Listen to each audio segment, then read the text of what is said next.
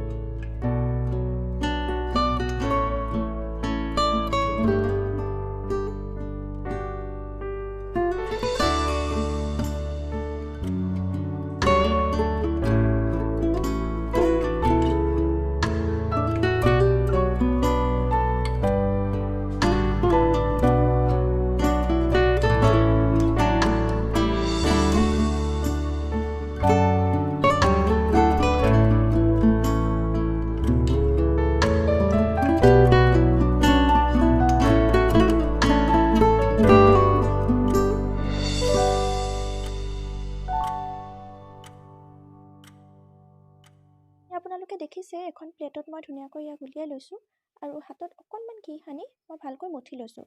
একদম আটাৰ নিচিনা মই ধুনীয়াকৈ মঠি লৈছোঁ ইয়াক।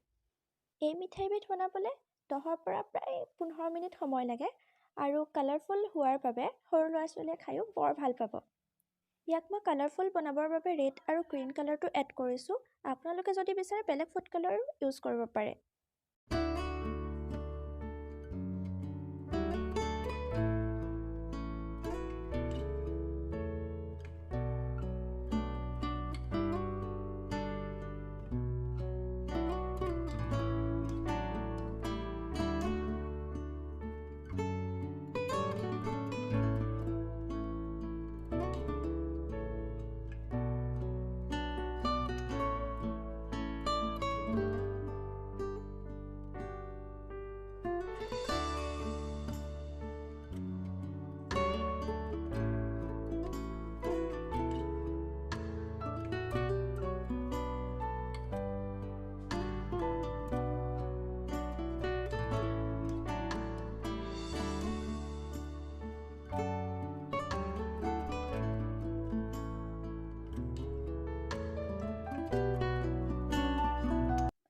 এয়া চাওক কিমান ধুনীয়া হৈছে নহয়নে? আৰু সৰু ল'ৰা ছোৱালীও বৰ ভাল লাগিব খাই। গতিকে আজিলৈ বাই বাই, আৰু নতুন এটা ভিডিঅ'ৰ সৈতে আকৌ লগ পাম। ধন্যবাদ।